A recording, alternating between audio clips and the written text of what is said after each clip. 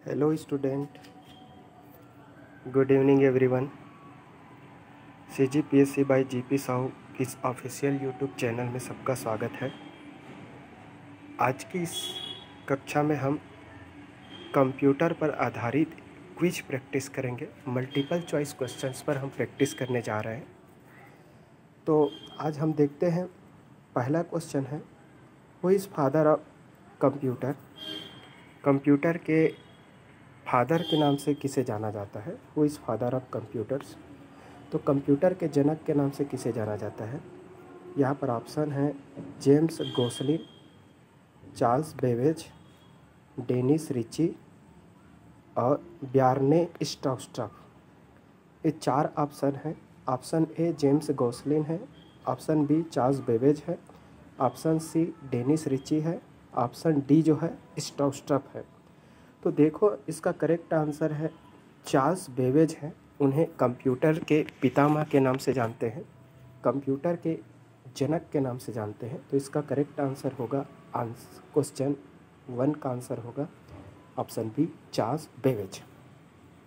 अब आखिर Charles Babbage हैं, उन्होंने एनालिटिकल इंजन बनाया था। उन्होंने पहला मैकेनिकल कंप्यूटर डिफरेंशियल इंजन बनाया था और उस डिफरेंशियल इंजन और एनालिटिकल इंजन पर आधारित वर्तमान मॉडर्न कंप्यूटर सिस्टम है, वो आज भी उसी पर आधारित है। जिस पर्टिकुलर कंसेप्ट को उन्होंने दिया था, सेम उसी कंसेप्ट का, फंडामेंटल कंसेप्ट का आज भी कंप्यूटर सिस्टम के डेवलपमेंट में वो काम आता है। तो उनकी इस कंट्रीब्यूशन की वजह से हम चार्ल्स बेबेज को क्या कहते हैं? कंप्यूटर के जनक के नाम से हम जानते हैं। अगर हम यहाँ पर ब्यार्ने स्ट्रॉटस की बात करें, तो ये ब्यार्ने स्ट्रॉटस है, उन्होंने C++ प्रोग्रामिंग जो भाषा है उसका डेवलपमेंट किया था। तो कभी आपको पूछे कि C++ प्रोग्रामिंग, जो कि हाई लेवल प्रोग्रामिंग लैंग्वेज होता है, इस प्रोग्रामिंग लैंग्वेज का डेवलपमेंट कौन किया था अगर बोलेगा तो स्ट्रॉटस करके याद कर लो। उसी को अगर हम जेम्स गोसलिन की बात करें, तो जेम्स गोसलिन है, वो कंप्यूटर इंजीनियर है, कनाडियन साइंटिस्ट है, बोलते हैं कंप्यूटर साइंटिस्ट है बोल सकते हैं, जिन्होंने जावा प्रोग्रामिंग लैंग्वेज का क्या किया था? विकास किया था। तो जावा आप सबको पता है, बहुत सारे वेबसाइट या फिर आपका बहुत सारे एप्लीकेशन सॉफ्टवेयर, साथ खास करके गेमिंग सॉफ्टवेयर है, उसके विकास में हम जावा प्रोग्रामिंग लैंग्वेज का यूज़ करते हैं। और जावा एक प्रकार का हाई लेवल प्रोग्रामिंग भाषा है, जिसका डेवलपमेंट कौन किया था? जेम्स गोसलिन ने किया था। रही बात अगर डेनिस रिची की बात करें, तो डेनिस रिची ने प्रोग्रामिंग सी का डेवलप किया था। तो प्रोग्रामिंग सी है, उसका डेवलपमेंट में डेनिस रिची का बहुत बड़ा कंट्रीब्यूशन रहा था। उन्होंने बेल लेबोरेटरीज़ में इस पर्टिकुलर हाई लेवल प्रोग्रामिंग भाषा का क्या किया? विकास किया। तो ये महत्वपूर्ण इसके ऑप्शन से संबंधित, भले ही मैंने यहाँ पर एक क्वेश्चन पे चर्चा किया, लेकिन यहाँ पर 4 टोटल क्वेश्चन के आंसर है उसे। गोसलिन का नाम जावा के लिए है। जावा बहुत ही बहुत फेमस प्रोग्रामिंग भाषा है। इसका उपयोग खास करके हम वीडियो गेम्स या फिर बहुत सारे गेमिंग एप्लीकेशन सॉफ्टवेयर है, उसके विकास में इस पर्टिकुलर प्रोग्रामिंग भाषा का उपयोग किया जाता है। स्ट्रॉटस का अगर बात करें, तो स्ट्रॉटस ने C++ प्रोग्रामिंग लैंग्वेज का डेवलपमेंट किया था, इसी के लिए जाना जाता है। नेक्स्ट क्वेश्चन देते हैं। दोस्तों, अगर वीडियो अच्छा लगे, वीडियो का कंटेंट अच्छा लगे, उसका लेवल अच्छा लगे, तो वीडियो को लाइक करिए, कमेंट करिए, शेयर करते जाइए, चैनल को सब्सक्राइब करिए। अगला क्वेश्चन देखते हैं, question number 2।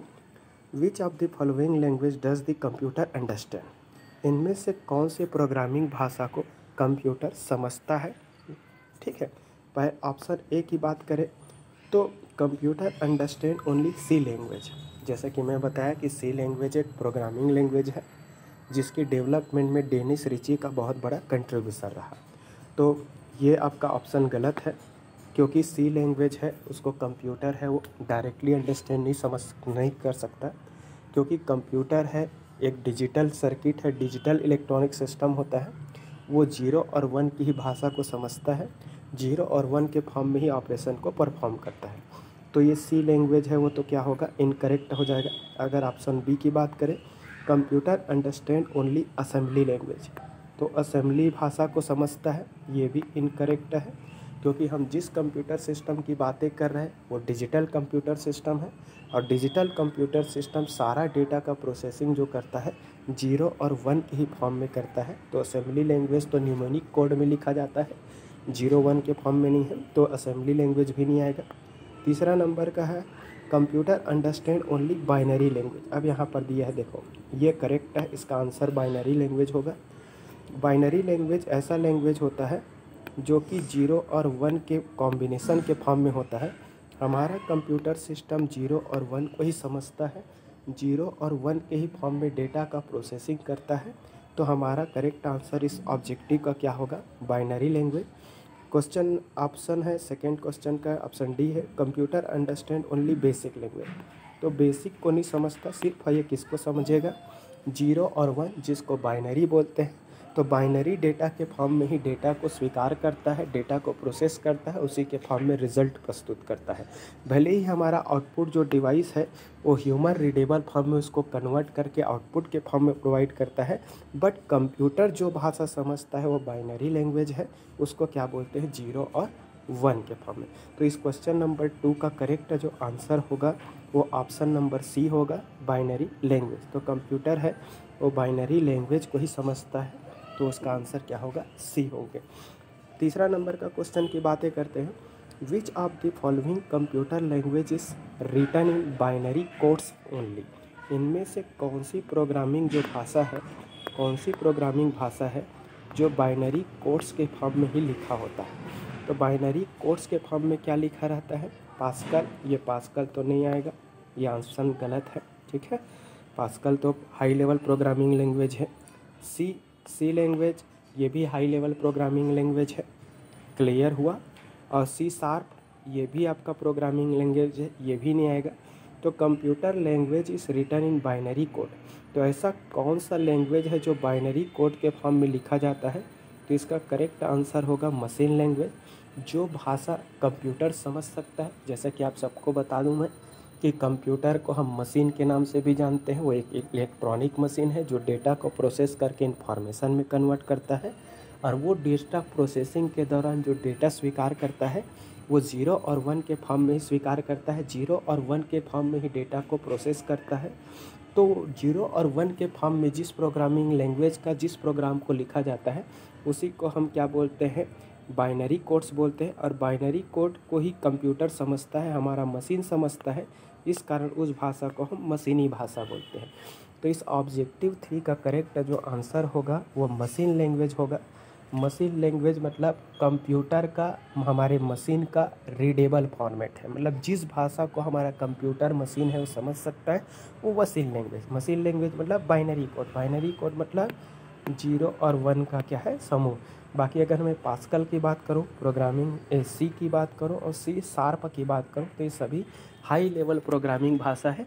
Computer directly in सभी हाई लेवल प्रोग्रामिंग भाषा को डायरेक्टली अंडरस्टैंड नहीं कर सकता।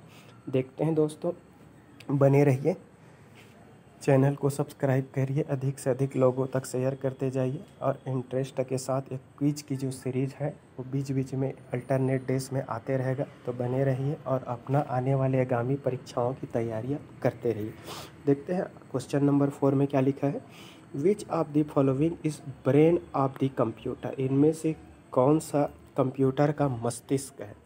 जिस प्रकार से हम इंसानों का जो मस्तिष्क होता है विभिन्न प्रकार के जीवन से संबंधित, विभिन्न गतिविधियों से संबंधित डिसीजन लेता है, हम विभिन्न प्रकार के सोचने समझने के लिए जो हम यूज़ करते हैं वो हम इंसान अपने ब्रेन का इस्तेमाल करते हैं। तो हम इंसानी शरीर की जो मस्तिष्क है उसकी तुलना एक कंप्यूटर के भाग से किया गया है। तो कंप्यूटर का वह कौन सा भाग है जो एक इंसान के मस्तिष्क की तरह ही कार्य करता है, मतलब जिस प्रकार से इंसान का मस्तिष्क कार्य करता है उसी प्रकार वो कंप्यूटर का वह हिस्सा कौन सा है जो एक इंसानी मस्तिष्क की तरह बिहेव करता है। तो इसका ऑप्शन है सेंट्रल प्रोसेसिंग यूनिट। ये सेंट्रल प्रोसेसिंग यूनिट कंप्यूटर का एक क्या है, हार्ट है, एक मुख्य भाग है बोल सकते हो, क्योंकि ये वह भाग है जो हमारे द्वारा फीड किए गए डेटा को एक्सिक्यूट करता है। कहने का मतलब सारा अरिथमेटिक एंड लॉजिकल ऑपरेशन को ये परफॉर्म करता है। जिस प्रकार से हम इंसानों का ह्यूमन जो ब्रेन होता है वो भी एनालिटिकल पावर रखता है, वो भी सोचने समझने की क्षमता रखता है, वैसे ही सोचने समझने की जो क्षमता, जो डेटा प्रोसेसिंग की क्षमता है, वो कंप्यूटर का सीपीयू रखता है। इस कारण इस आंसर 4 का करेक्ट आंसर जो होगा, क्वेश्चन नंबर 4 का करेक्ट आंसर होगा सेंट्रल प्रोसेसिंग यूनिट होगा, जिसको शॉर्ट फॉर्म में क्या बोलते हैं, सीपीयू बोलते हैं। तो सीपीयू को ही कंप्यूटर के ब्रेन के नाम से जानते हैं। कंप्यूटर का ब्रेन क्या होता है करके अगर कभी पूछे तो सेंट्रल प्रोसेसिंग यूनिट। अगर हम मेमोरी की बात करें तो मेमोरी तो सिंपल एक स्टोरेज डिवाइस है। वो आपके द्वारा फीड किए गए किसी डेटा, प्रोग्राम, प्रोसेस्ड इंफॉर्मेशन को, किसी इंस्ट्रक्शन को खाली स्टोर करता है। वो एनालिसिस की पावर नहीं रखता है। तो कई बार हम इस ब्रेन बोला मतलब हम हमारी याददाश्त से तुलना करके हम ऑप्शन बी को अगर लगाएंगे तो वो बहुत ही गलत है। तो ब्रेन जब भी बोलेगा तो सीपीयू आएगा। अरिथमेटिक एंड लॉजिकल यूनिट तो आपका सारे मैथमेटिकल एंड लॉजिकल ऑपरेशन को परफॉर्म करने वाला हिस्सा है, जो कि आपका किसका भाग होता है, सीपीयू का। तो मेमोरी भी सीपीयू का भाग है, एएलयू भी सीपीयू का भाग है, और कंट्रोल यूनिट भी किसका भाग है, सीपीयू का। तो ये तो गलत होगा। जब भी कंप्यूटर की ब्रेन आपको पूछे तो याद रखेंगे उसका करेक्ट आंसर क्या होगा, सेंट्रल प्रोसेसिंग यूनिट। क्लियर हुआ। नेक्स्ट क्वेश्चन पे चर्चा करते हैं, बने रहिए, एंजॉय करते रहिए। ये 10 टॉप क्वेश्चन पर हम चर्चाएँ करेंगे एमसीक्यू सीरीज़ में। अगला है question number 5, which of the following is not A characteristics of computer. हमने कैरेक्टरिस्टिक्स पर, विशेषताओं पर हमने वीडियो लेक्चर लिया था। तो इनमें से कौन सा कंप्यूटर का कैरेक्टरिस्टिक्स नहीं है बोल रहे, नहीं है बोल रहे। कैरेक्टरिस्टिक में वर्सालिटी, विविधता, जैसा कि आप सबको पता है कंप्यूटर का उपयोग हम विभिन्न पर्पस के लिए करते हैं। एजुकेशनल पर्पस के लिए करते हैं, हॉस्पिटल सेक्टर में करते हैं, कमर्शियल पर्पस के लिए, इंडस्ट्रियल पर्पस के लिए, बिजनेस में, हम स्कूलों में, कॉलेजेस, हर जगह पर। विविधता मतलब विभिन्न विभिन्न क्षेत्रों में इसका इस्तेमाल विभिन्न विभिन्न रूपों में किया जाता है। तो ये सही बात है। एक्यूरेसी, जैसा कि आपको मैंने बताया था कंप्यूटर है वो हाईली एक्यूरेट रिजल्ट प्रोवाइड करता है। अगर हम इंसानों के द्वारा उसमें एंटर किए गए किसी डेटा, इंस्ट्रक्शन और प्रोग्राम में अगर कोई मिस्टेक होता है, कोई एरर रहता है, तभी वो एरर प्रस्तुत करेगा। अदरवाइज वो अपने से किसी भी प्रकार के अरिथमेटिक एंड लॉजिकल ऑपरेशन में कोई भी एरर है वो जनरेट नहीं करता, अपने से किसी भी प्रकार का त्रुटि नहीं करता। तो ये भी सही बात है, इसकी कैरेक्टरिस्टिक्स है। अगला है आपका क्या है, डिलीजेंस। डिलीजेंस का मतलब होता है हार्ड वर्किंग। आप सबको पता है कंप्यूटर को हम लगातार 24 आवर हम काम कर सकते हैं, ले सकते हैं। वो थकान महसूस हो गया या फिर पहले की तुलना में उतनी इफिशिएंसी से काम नहीं कर रही, ऐसा वाला बात नहीं। कंटिन्यू उतनी ही क्षमताओं के साथ हम उसके माध्यम से हम क्या कर सकते हैं, कोई भी काम को ले सकते हैं। तो हार्ड वर्किंग ये भी सही है। तीसरा है आपका आईक्यू, इंटेलेक्चुअल प्रॉपर्टी की बात करें, अगर बुद्धिमत्ता की अगर हम बात करें तो मैंने बताया था, इसकी ड्रॉबैक बताया था कि कोई भी कंप्यूटर सिस्टम का अपने खुद में किसी भी प्रकार की सोचने समझने की क्षमता नहीं होता है। वो तो सिर्फ आपके द्वारा दिए गए इंस्ट्रक्शन के अकॉर्डिंग वो डेटा को एक्सिक्यूट करके रिजल्ट प्रस्तुत करता है। वो सही, बुरा, अच्छा, भला, बुरा, कुछ भी उसमें डिसीजन लेने की कोई क्षमता नहीं है। तो यही कंप्यूटर का कैरेक्टरिस्टिक्स नहीं है, यही कंप्यूटर का अवगुण है। उसमें किसी प्रकार की सोचने समझने की क्षमता नहीं है। तो इसमें नहीं है पूछ रहा है ऑप्शन, तो इसका आंसर क्या होगा, आईक्यू। तो कंप्यूटर में आईक्यू पावर नहीं होता, सोचने समझने की बुद्धि उसके पास क्षमता, डिसीजन लेने की क्षमता नहीं है। क्या भला है, क्या बुरा है, क्या अच्छा है, ऐसा वो एनालिसिस नहीं कर सकता। वो सिर्फ वही टास्क करेंगे जो आप उसको एलोकेट करोगे। ठीक है। Now next question is question number 6। तो विच of the following is smallest unit. Smallest बोला है सबसे छोटी इकाई ऑफ डेटा। डेटा का सबसे छोटा इकाई कौन सा है बोला है, तो बीट है। और ये बीट का फुल फॉर्म होता है बाइनरी डिजिट। बाइनरी डिजिट का वही शॉर्ट फॉर्म में क्या बोलते हैं, बीट। ये भी ऑब्जेक्टिव में पूछ सकता है। तो बाइनरी डिजिट का शॉर्ट फॉर्म ही बीट होता है। तो बीट ही सबसे छोटी इकाई होता है हमारे कोई भी डिजिटल डेटा का, इंफॉर्मेशन का। तो इसका आंसर तो क्या आएगा आपका, ऑप्शन नंबर ए इसका करेक्ट आंसर होगा। आप सबको पता है कि हमारे कंप्यूटर सिस्टम 1 और 0 की भाषा को समझता है। 1 और 0 के फॉर्म में ही डेटा को प्रोसेस करता है, स्वीकार करता है और प्रोसेस करके उसको इंफॉर्मेशन में कन्वर्ट करता है। तो 1 भी एक बिट है, 0 भी अपने आप में क्या है, एक बिट है। तो हमारे बाइनरी नंबर सिस्टम में किसी भी चीज़ का दो ही पॉसिबिलिटी होता है, या तो 1 होगा या फिर 0 होगा, या तो हाई होगा या फिर लो होगा, या फिर ऑन होगा या फिर ऑफ होगा। 3 कंडीशन से बोल सकते हैं 1 0, 1 मतलब ऑन, 0 मतलब ऑफ, 1 मतलब हाई, 0 मतलब लो, ये 3 कंडीशन से। तो बिट सबसे छोटी इकाई है, करेक्ट आंसर ये होगा। रही बात अगर बाइट की बोले तो 8 बिट मिलकर एक बाइट बनता है, 8 बिट मिलता है। 8 बिट का जो कॉम्बिनेशन है, ग्रुप है, उसको बाइट बोलते हैं। अगर निबल की बात करें तो 4 बिट का समूह है, 4 बाइनरी डेटा का समूह है, उस 4 बिट को निबल बोलते हैं। कई बार एग्जाम में पूछा गया निबल का मतलब क्या होता है। तो 4 बिट इंफॉर्मेशन या 4 बिट डेटा का जो ग्रुप है उसको निबल बोलते हैं। और 2 निबल मिलता है, 2 निबल मतलब 4 दूनी 8, तो 8 बिट, और 8 बिट से क्या बनता है, एक बाइट बनता है। और केबी का मतलब होता है किलो बाइट, और किलो का मतलब हमारे में 1024, और बाइट है मतलब बाइट। तो 1024 बाइट को हम क्या बोलते हैं, केबी बोलते हैं।